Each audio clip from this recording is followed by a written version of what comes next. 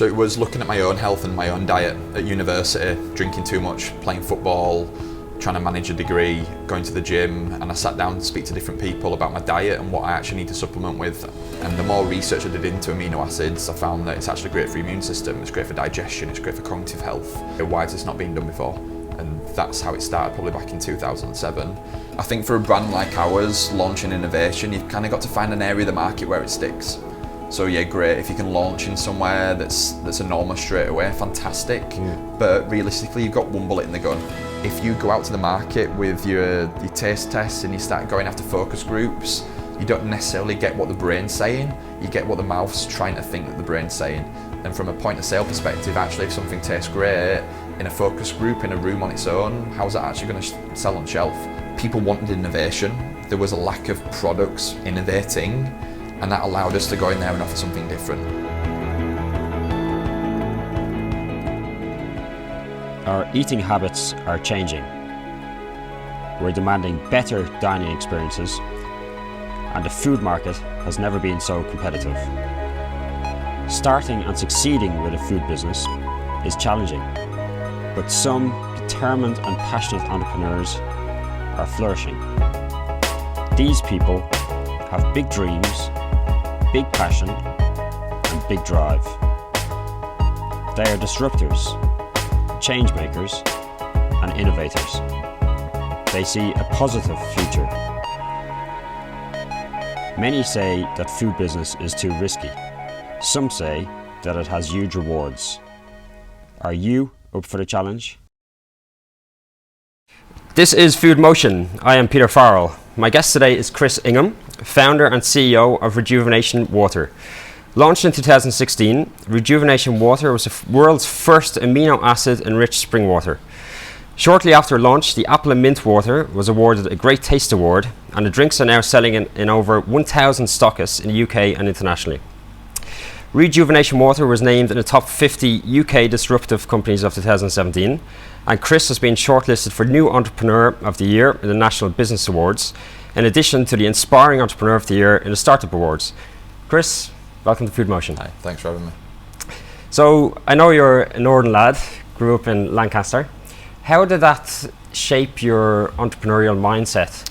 And do you have any kind of early entrepreneurial memories? I grew up in Yorkshire to start with. I went to the University at Lancaster. Okay. All synonymous with the north anyway. Sure. But I kind of spent a lot of my time growing up on my grandparents' farm, and that kind of built, without even realising, it kind of built in a work ethic into me, but also that kind of entrepreneurial side of things where you have to make ends meet, you have to go out there and work for yourself. So that's kind of like developed into my DNA from like a very early age. I used to do a milk run with my granddad from like the age of 7. So every time I was on school holidays, it's going out there, getting up really early, going to work, getting back to bed, going out to work again. For me, I enjoyed it and didn't really see it as work, and that's kind of how I've approached entrepreneurialism in that sense as well. Okay, very good. And then I know you moved to London, worked in the financial services sector, so you're there for 10 years or so. What attracted you to that sector in the first place? Well, I think having an economics degree, it's kind of going almost like to a cliche, following the same kind of channel that everyone else has followed after that kind of regard. I had the idea for Rejuvenation Water when I was at university, but if you rewind back to 2007, there wasn't really the stepping stones and the clear kind of guided path to go into entrepreneurialism and starting a business. From a drinks perspective as well, there wasn't the innovation, there wasn't veganism, there wasn't. You think about innovation back then, it probably looks at something like vitamin water or cherry cola, which was kind of groundbreaking for the industry then. If they launched something like Rejuvenation Water back in 2007, I just don't think the infrastructure and the demand for something like that would have been in place to start with. Okay. Naturally being good with numbers, always had an interest in finance and that side of things, that kind of pulled through for me. Applied for a job on a graduate scheme in a treasury department once upon a time at Nationwide, got the job, and that kind of set that off. I was always working around the idea of rejuvenation water, but without being a food scientist, it's more like looking at the science behind it. Why has nobody done this before? For me, it was kind of a glaring thing to bring amino acids that's a functional kind of ingredient to the market that hasn't been done before. But it was kind of going through the stepping stones and understanding why it hasn't been done before. Can it be done? is there a demand for something like this? And I'm working on the concept on the side as well at the same time. Okay. And what gave you the inspiration or the idea for Rejuvenation Water in the first place? So it was looking at my own health and my own diet at university, drinking too much, playing football, trying to manage a degree, going to the gym, and I sat down to speak to different people about my diet and what I actually need to supplement with.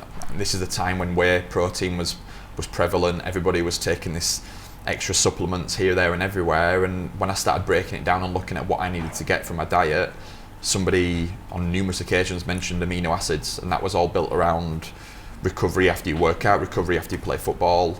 And the more research I did into amino acids, I found that it's actually great for your immune system, it's great for digestion, it's great for cognitive health, and it was much more functional than the more prevalent proteins or prevalent vitamins at the time. And that was a kind of, okay, why is this not being done before? And that's how it started, probably back in 2007. It was then, okay, is there something blindingly obvious that there's a reason that someone's not done this before? Is it a stability thing? At the time, there wasn't even ready to drink protein shakes on the shelf. So maybe there was something that food science hasn't quite caught up with. But the more people I spoke about it to in the industry, there was nothing that suggested it couldn't be done. So tell us a little bit about Rejuvenation Water and what in particular is your USP. So Rejuvenation Water, it was all around amino acids. It's kind of like a functional ingredient that's similar to a vitamin that's kind of been bypassed by the popularity of vitamin over 5 to 10 years. And for me, comparing us to a protein, we are the building blocks of protein. So when you actually take protein, it gets broken down into amino acids, and it's that gets transported to around the body. And for me, it's like the purest form of protein that you can get from that kind of perspective, but also the functional side of things. It fuels your immune system. It's great for digestion, it's great for cognitive health. It's much more in line with the needs and lifestyle of day-to-day people rather than like elite athletes, which focus much more on protein and the amount of protein you get rather than natural quality of the protein you're going to get there as well. Okay, very good. Okay, you mentioned you had the idea first whilst you were in university. Was it a conscious decision to hold off until the market was ready, or was it just taking that time to kind of research and develop the idea? I think a bit of both. I don't think the infrastructure was in place back then. Like an entrepreneur was Richard Branson, and it was kind of like, right, great, how do you get there? Because there is no middle piece. There was no Innocent. I think Innocent had probably just been in its very fledgling years back in 2007. So there was no kind of well-trodden path to be able to get into that. There was no social media. Well, there was social media, but not to the extent where you can actually compete with the big brands like you can today. So even then, the market, the public perception and innovation was nowhere near what it is today. It was kind of like a perfect storm launching it around 2016. If you compare that to the market in 2007, it was chalk and cheese, really. Okay, so you were developing the idea whilst you were working full-time in the financial sector. At what stage did you think, well, this is a runner and has potential? And at what stage then did you decide to leave full-time employment and to come over to this full-time? So I had a cancer scare back in 2013, and bearing in mind I'd probably been working on the idea for like 7 or 8 years by that point already. It was kind of like, why should I do it? It was trying to find that moment of perspective that I needed to say, actually, right, let's jump into this. Luckily the cancer scare came back all clear, but being sat in like a cancer ward for like 3 hours on any given day, surrounded by these people that might be diagnosed, have already been diagnosed, that was a real perspective for me, where it's like, right, I've had this idea for so long, what are you going to do about it? So I kind of incorporated the business shortly after, spoke to some food scientists about putting a recipe together. Well, first and foremost, answering the questions I were asking, is it possible? And if it is possible, why is it not being done before? And they couldn't come back with any kind of reasonable argument against doing something like this. So I pushed ahead with it, working at the time I was working for a Brazilian bank, kind of a laid back kind of atmosphere with kind of South American kind of attitudes, which allowed me to be able to concentrate a little bit more time and effort, which I would have done for like a normal conventional banking job. I kind of got everything in place and launched it at a trade show, like a soft launch, wallpaper table, bed sheet over the top of it, a couple of Kilner jars. We were hand wrapping the labels. This is the first time, that moment was the first time I actually tried the bottles. It got delivered in directly from the lab. We had to label all the bottles. I think we only had about 10 labels. So everybody wanted to take samples, and it's like, lab, I've only got 10 like labeled samples at the moment. But it was a question then, it was like, do I quit my job? Do you understand the concepts of what I'm trying to push to you in terms of amino acids? Do you understand the flavours? Do you like the flavours? Is it something you'd buy? And we sold like 2,000 bottles in 2 days. We had a lot of the big retailers, WH Smith's, Holland & Barrett, Waitrose, all interested from the outset. With the way that my contract was structured in the bank, I had to quit. there was no middle ground. Sure. So it was kind of like I'd advise any entrepreneur going into this kind of situation, try and take as much risk off the table as you can before you actually make the plunge properly.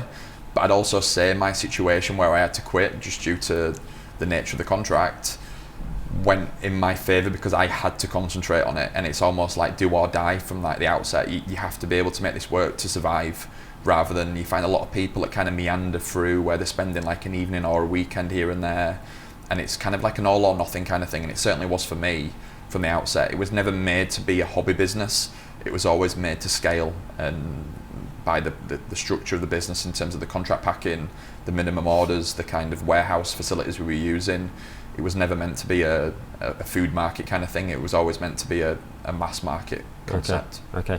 And you mentioned from day one, really, you seem to be attractive to the retailers like Holland & Barrett you mentioned.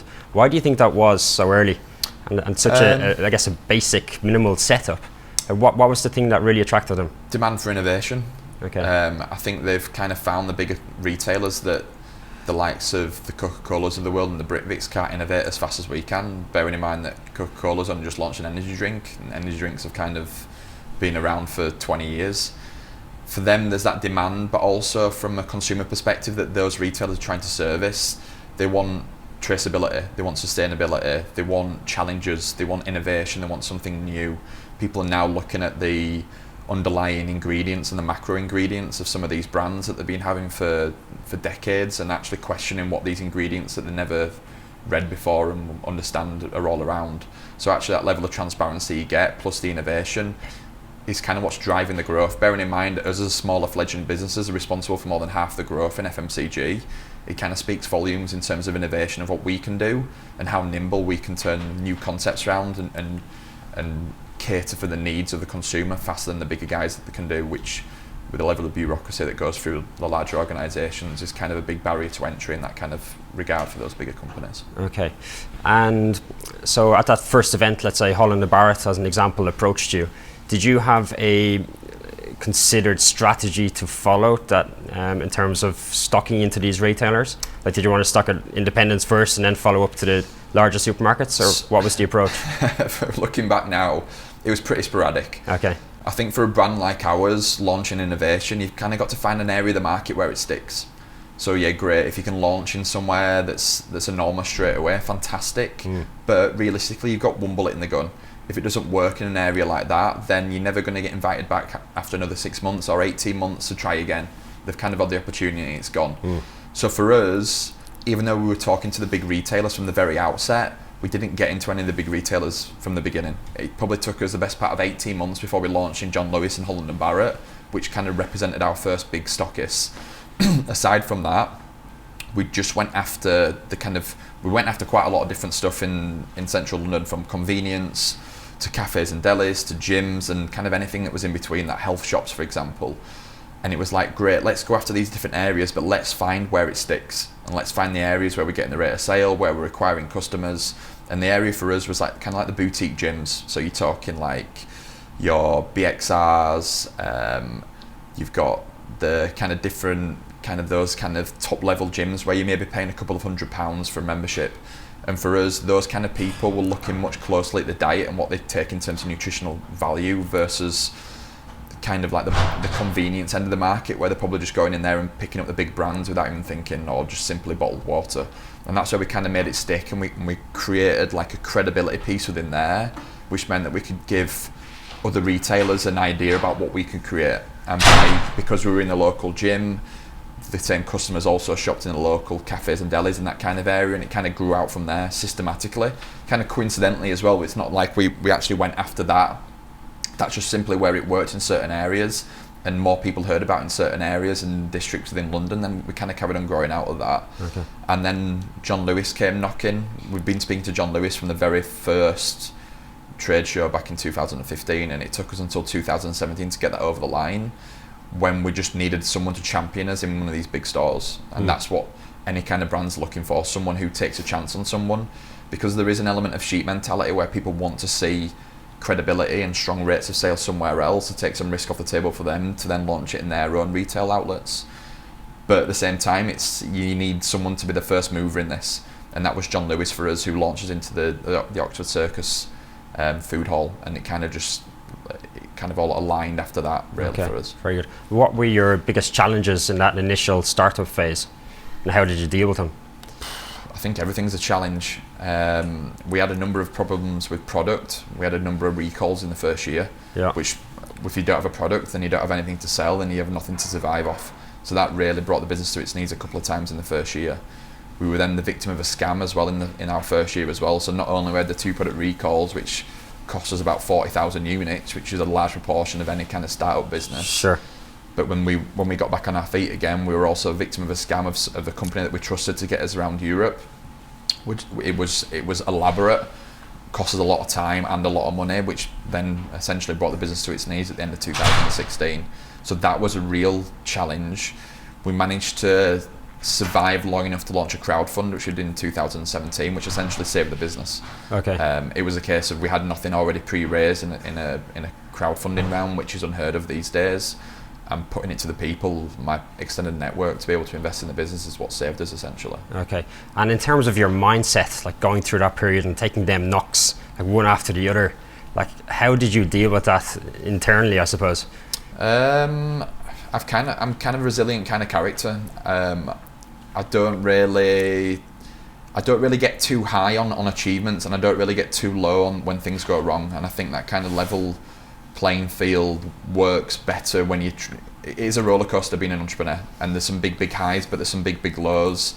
And if you take the highs with anything less than being humbled, then you kind of get carried away with your own success. But equally, if you take your lows with it's a persecution kind of way, then you just end up like going round and round. You're going round and round in circles and not actually achieving anything. But actually being level-headed through all of that allows you to be clear-headed to actually deal with the challenges of what you've got, because there's challenges on failure and there's challenges with success. And even for us launching a major retailer now, I don't really get time to celebrate it, because the biggest problem is for us to try and produce enough stock and be able to deal with the forecasting of making sure we've got enough in a warehouse to be able to service them based on having no historic data, for example. Sure. And which is another headache. So even for us, even looking back at 2016, there were challenges.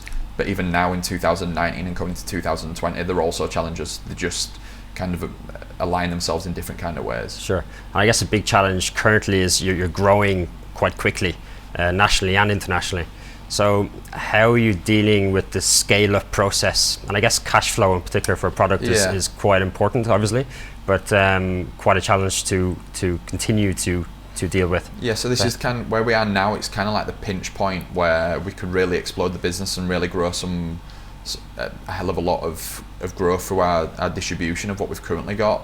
But also the basis of what you're trying to do as a business is produce enough stock to be bought at any given stage for you to carry on growing.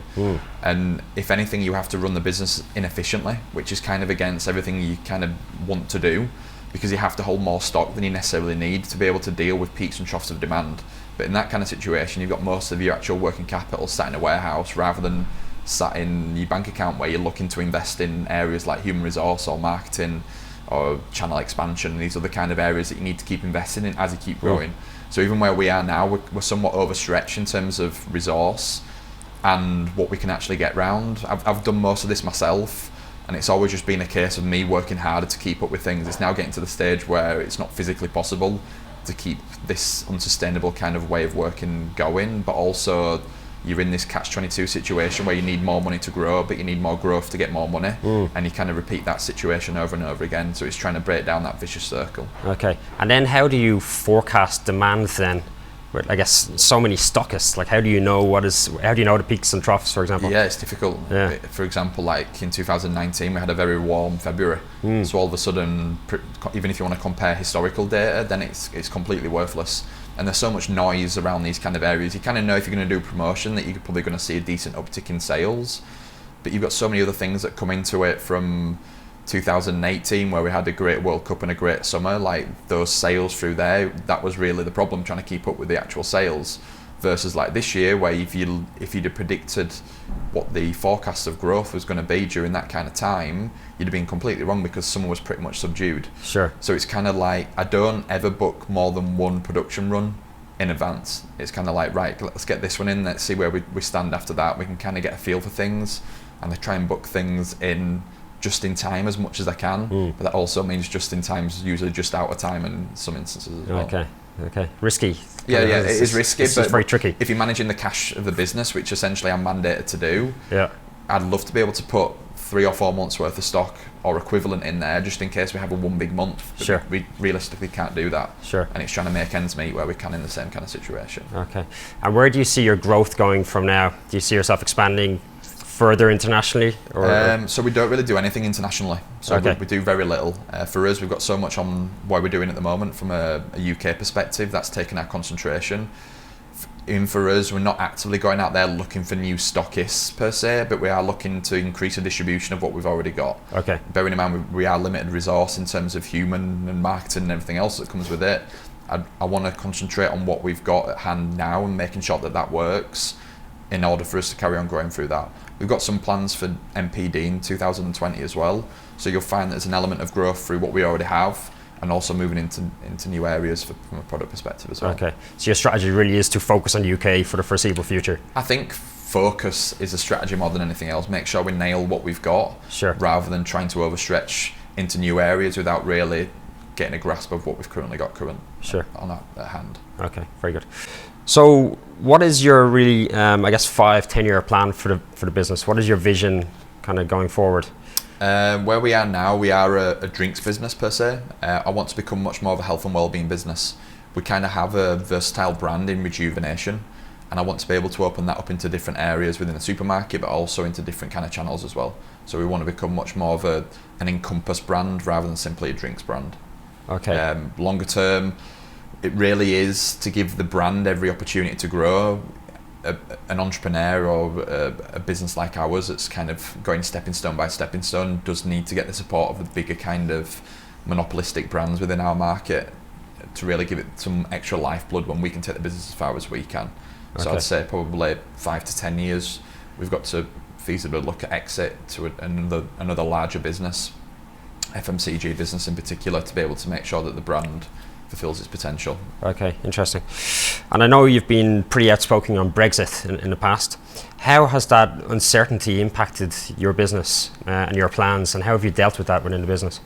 I don't think it's I think the only kind of thing that's impacted for us is the currency valuations. When we've got part of our overall operation in Europe, every time the pound depreciates, then we have to pay a little bit more for every production run that we go through.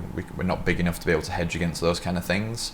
But everyone's kind of hitting the uncertainty as a negative from one perspective, but even talking about the currency differentials, it makes our products much cheaper for our European counterparts to be able to pick up. So when we've been going on trade missions with the UK government into different kind of EU regions, it's still very much business as usual. And for those kind of guys who see it as an opportunity, if they can buy a product for 20% less than they could do a year ago, then there's the opportunity to go in there and put a product like ours on the shelf.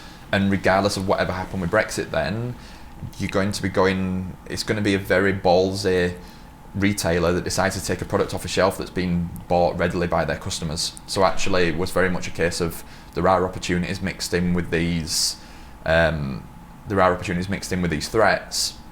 I'd say the bigger picture is brands like us, we're always looking for investment and we're always looking to grow. And from an investor perspective, would they really want to invest in a business or part with the money in a situation through political stress, with kind of EU stress, with Brexit stress all at the same time? Or should they wait 6 to 12 months to find out how the lie of the land lays in that kind of time and then invest, even though there's an immediate need from companies like us for that kind of investment? So I'd say that lack of investment that's coming through is affecting a lot of businesses like ours, which you've kind of seen in the last probably 6 months, where there's quite a lot of stress going on from FMCG businesses, big businesses, smaller businesses, and from a high street perspective as well, even all the way through to restaurateurs. You've got to look at what's the underlying reasons for that, and people don't like uncertainty. So I'd say it's kind of an indirect cause through Brexit that's been pushing that. Okay, but you yourself, you tried to take the opportunity and take the positives out of it, if any. Some people seem to have used it as an excuse, yeah, while other people have kind of got on with it. We've actually expanded our business to Europe in 2019. which is kind of the peak of the economic stress and political stress as well at the same time. Because as a business, we need lifeblood, we need to keep growing. There's no point standing still and waiting to see what comes out of it. Because the likelihood is it's going to be 3 to 5 years to find out exactly what's going to happen anyway. And you just can't stand on the sidelines waiting to see what happens. You've got to carry on growing. People still need drinks, people still need foods. Nothing's going to change in that kind of regard. The proposition might change somewhat to be able to deal with those kind of different pivots in how people are looking at these kind of demand orientations, but for us it's very much been business as usual. Sure, okay. And I'd like to talk about funding, and in particular crowdfunding to start with, because I know you've done it a couple of times with varying degrees of success. Sure. What's your opinion of that funding model, and have you seen it change over time? You think it's a changing landscape? Yeah, I think the goalposts have moved in terms of crowdfunding. Okay. I keep an eye on crowdfunding a lot. I've seen a lot of similar businesses go through this with varying degrees of success. But when we did our crowdfunding in 2017, we didn't have anything pre-funded. We went to market looking for 150k, and day zero, it was zero. While you find a lot of businesses now that are launching between 75 and 85, 90% already funded, and they kind of limp over the line at the very end. I think from an investor perspective, there's been very few exits. So even the big guys like the brew dogs, great, you've made a lot of paper millionaires, but those people haven't necessarily been paid out, and you've seen the guys Brewdog keep coming back for more and more money. Then you've got the other end of the spectrum where you've seen smaller brands, they've taken money off the table back in 2013-14, and from an investor it's petty cash. It's kind of like, great, I want to be involved in an adventure for a business like this, I want to follow it. From a consumable product, the same, they want to see something on shelf and feel part of something, but they've not really been exits to be able to put that cash back in the investor's pocket to go again.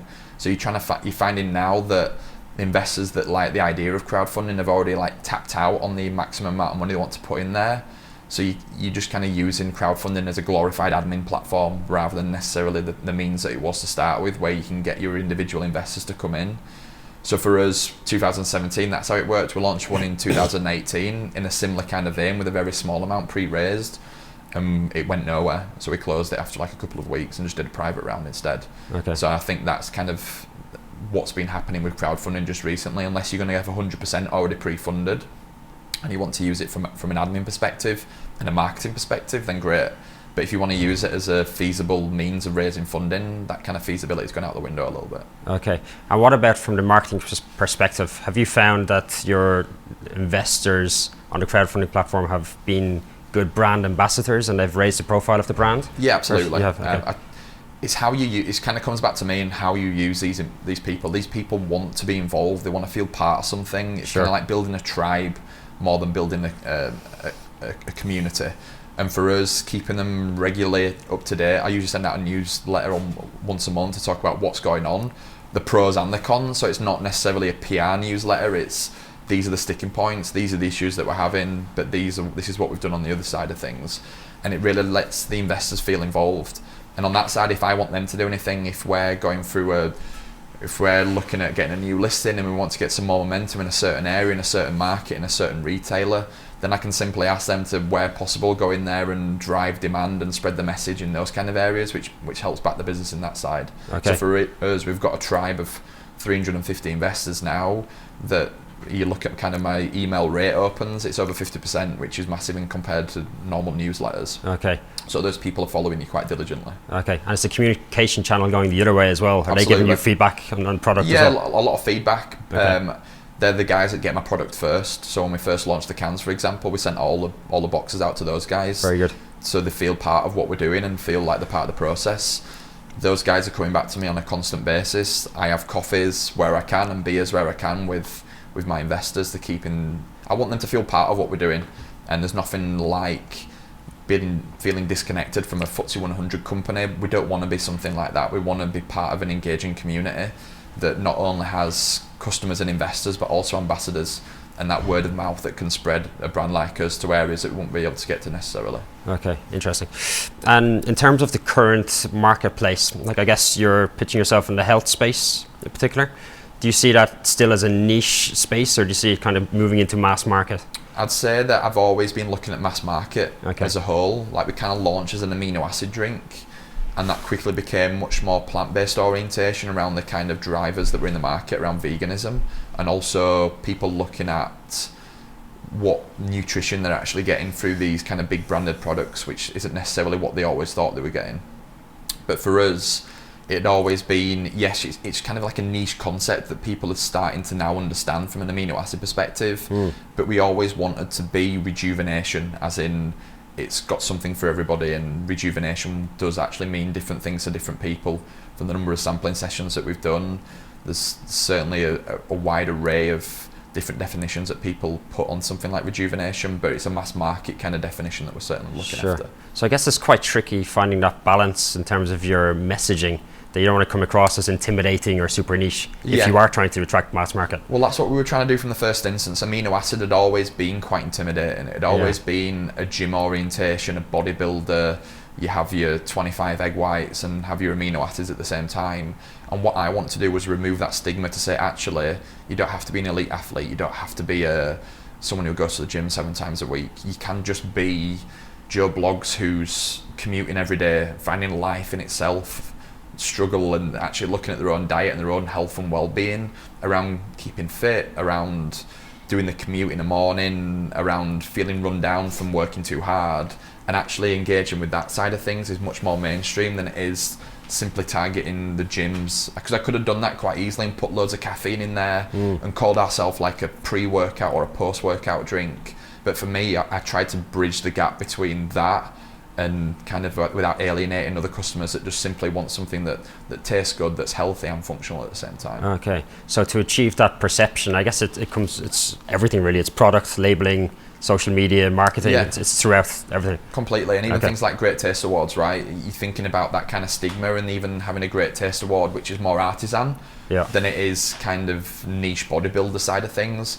That kind of broke down some of the barriers as well when we started talking about amino acids.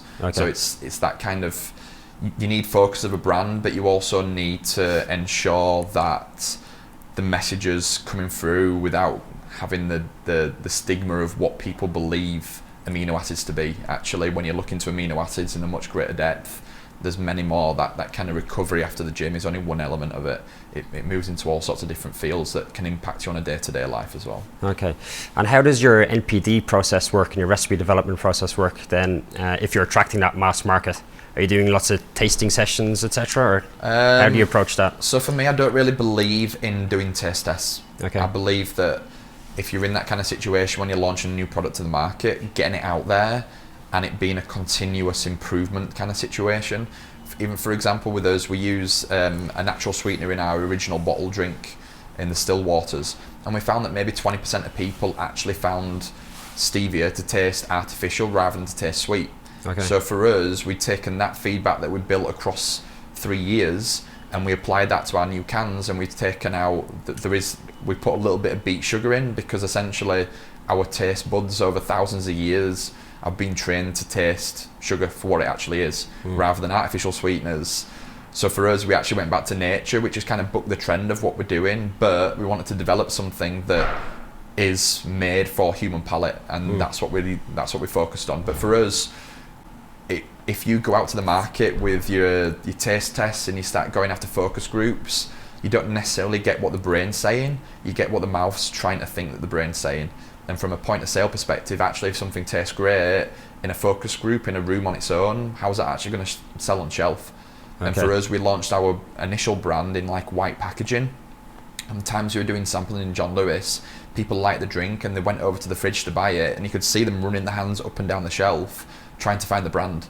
So they couldn't actually see it, even if we're there with it. So we had to change the branding in order for it to stand out in those kind of fixtures, because there's a lot of loud brands, there's a lot of bright lights, there's a lot of mirrors, and actually it's easy to get lost in that kind of thing. So even if it does taste great, which a focus group would have told you, actually does that actually convert into a sale? And sometimes there's a big disconnect between those two things. Interesting. I was going to ask, competing with brands, in particular the bigger brands out there, must be quite challenging to kind of make that noise and to kind of attract people over them well-established brands that they're familiar with. Yeah, I'd say so, but I'd also say, thinking from a consumer perspective, they want different. And thinking from a retail perspective, if they just keep launching these big brands in there, where's the growth going to come from? They're looking at single-digit growth while when we launch in there, we can grow double digit month by month. Okay. And for them, they're looking for something different. From a retail perspective, they're trying to differentiate from each other and trying to find their own USP. That's why they focus so much more on innovation and looking for healthier, different options. Okay. And certainly from a consumer perspective, they're also kind of lacking trust with the bigger brands that have kind of pushed the marketing onto people these days. Well, in this kind of environment now where we have search engines where people can go away and do their own research, or social media where people can make their own assumptions without having things pushed down the throat, you're finding there's a bit of a backlash away from the bigger brands in that kind of area as well. Interesting. Okay. And have you found your own social media to be very impactful on the business? Yes and no. Okay. I think social media within itself's changed a lot over like the 4 years. Once upon a time, it used to be you launch something and people follow you and jump on the bandwagon.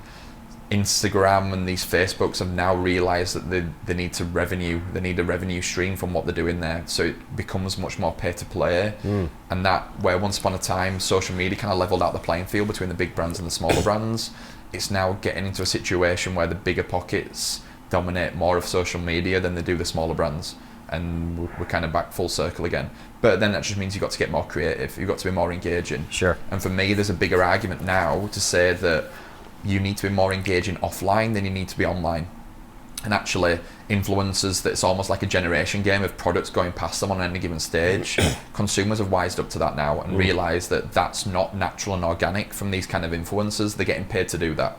And there's much more transparency through that. But actually, if your PT or your nutritionist or someone in your office is drinking one of our drinks, there's much more gravitas with something like that than seeing somebody sat on the garden wall with a can saying, I drink this every morning and I feel great. Sure. So for me, there's much more you can do from an experiential perspective rather than just purely social as well. Okay.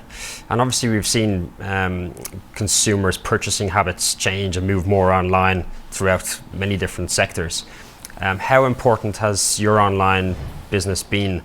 And what is the split, what is the balance, and where do you see it going in the future? Yeah, I'd say not very. We Okay. do very little online. We're much more of a grab and go product. So it's very much a here and now kind of product. You've seen these online retailers try and move towards that.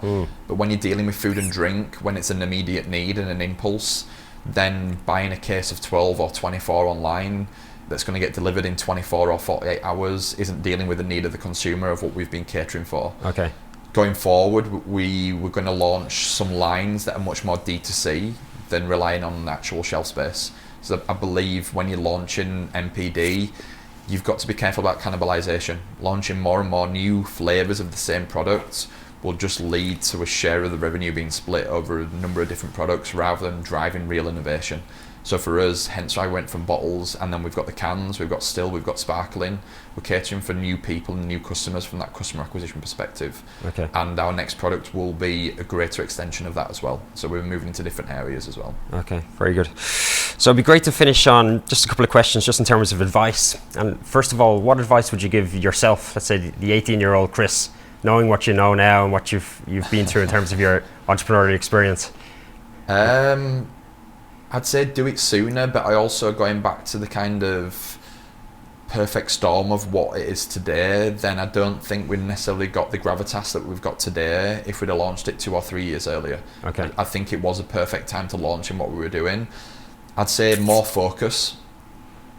Maybe not to my 18-year-old self, but maybe my 29-year-old self when I first launched it. Focus on what the brand is, focus on where you want to sell it, and allow it then to waterfall into other areas. Don't try and bite off more than you can chew in those kind of areas, because there's a lot of wasted time. Don't get me wrong, launching a business, you have to learn, you have to adapt, and there's no non-executive director and there's no book you can read to actually teach you about these lessons more than actually going out there and doing it yourself. You have to see it firsthand. Sure. So for us, it's as much as I'd look back, it'd always be with hindsight and not necessarily going through those learning experiences myself. I think where we are now and going through the learning experiences, I could do it much better next time. But that's not to say that what we've learned through this process has allowed us to get to this point now, where we've got a great opportunity to carry on doing what we're doing to a much greater level of what we're doing currently. Okay, interesting. And would you have any specific advice for somebody looking to launch a drink product into the market today? Yeah, don't. Really? Even from that perspective, I think the market's changed. Okay. I think 2016 was a great year for us because people wanted innovation. There was a lack of products innovating, and that allowed us to go in there and offer something different. The issue is now people are looking at our experience and a lot of the brand's experience that came through that same kind of alumni of like 2015-16, where we went out there in London, we seeded our brand. Everyone's now trying to do that. So these areas, these kind of food halls, your cafes, your delis, your gyms, are being inundated by these smaller brands going in there and giving them free stock to be able to get some momentum going in there and some credibility, and it becomes more expensive while these guys are buying from us. These new guys are giving away for free, and we've experienced this firsthand within central London where we're going after new stockists a year ago. People would happy to take free stock from you, but then wanted more free stock from a different business the next year. And they realised, don't get me wrong, I understand why these cafes and delis are trying to survive themselves in this kind of harsh environment. That was a revenue stream which they could pick up quite easily, and they're actually satisfying innovation and novelty from their customers. It just makes it very difficult from a food or drink perspective when you're trying to make that initial revenue to keep ticking over and keep the business growing, but they're just giving away free stuff. And you've got to make ends meet as a small business growing in these kind of areas. Giving away free stuff you're going to be a victim of your own success within that kind of area. Okay. Take more money than what you actually need. If there's money there on the table to take in terms of investment, take more of it than you need to start with. Because that's one thing that I've done throughout, is I'm not taking enough money at certain pinch points of the business. Sure. I've done a series of smaller rounds, and I've always had a round of funding open, which hasn't really allowed me to take a chunk and allow me to plan, say, for 18 months. I've only really had 6 months to plan out what I need to do, which doesn't lend towards planning for human resource, doesn't really plan for marketing or sales strategy. You've got to kind of take it as it comes, and it doesn't allow you to concentrate on growing a brand when you're actually concentrating on getting the next pound through the door in order to survive. Sure. So if you have ability to be able to take more money to start with, sure, it's going to involve a little bit more dilution, but it also allows you to grow to a much greater extent for your next funding round, where you can take even more money at a greater valuation and reduce dilution. Okay. Because as much as people get caught up with dilution, sure, get diluted by 20 or 30% in your first round, but if you get diluted by less than that, you're only going to be diluted in these stepping stone funding rounds you need to do to get to where you needed to get to if you'd have taken a greater amount of money in the very outset. Okay. And what would you say, so if free stock is not kind of the best way to do it, what would you say is the best way to gain some traction at the beginning? That's the problem. So when we went round there and we were selling to these places, people would buy it as a trial. Now people are wanting free stock for a trial because there's so many brands knocking on the door. Okay. They can ask these kind of gumption questions, and these big brands desperate to try and get some shelf space and some credibility.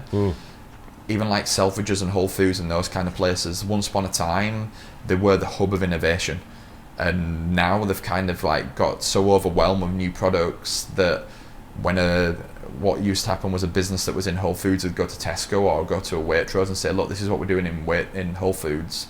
Now it's kind of like the market norm. So it's kind of difficult to try and differentiate yourself in those kind of areas. Okay. Creating a D2C kind of channel allows you to be able to do that and allow to get to customers straight away without relying on retailers in between. Sure. So maybe look at that, but it's all product dependent, depending on what kind of product you got and what you're trying to get into. Okay. Trying to find a way to differentiate yourself, but cash is king at the end of the day. As much as you'd love to give away loads of free product to get loads of free shelf space, it's not sustainable in the long term. Essentially, you need to change that into a money-making scheme eventually. Okay, tough business. Absolutely, Yeah. But that's the biggest barrier to entry for us. Sure. Is everyone's got ideas, but it's really difficult. Sure. And that allows us to say, right, great, we've got to this point, and that differentiates ourselves from a lot of other people that not being able to get it off the ground or find it really difficult, that first initial sticking point. Sure. We've kind of bypassed that. But that's not to say that we're coming into different challenges, which they'll only experience if they jump over that first initial sticking point. Sure. Very good. Well, you've done very well, and pleasure speaking to you. Thanks very much. Best of luck in the future. Cheers. Thanks very much. Cheers.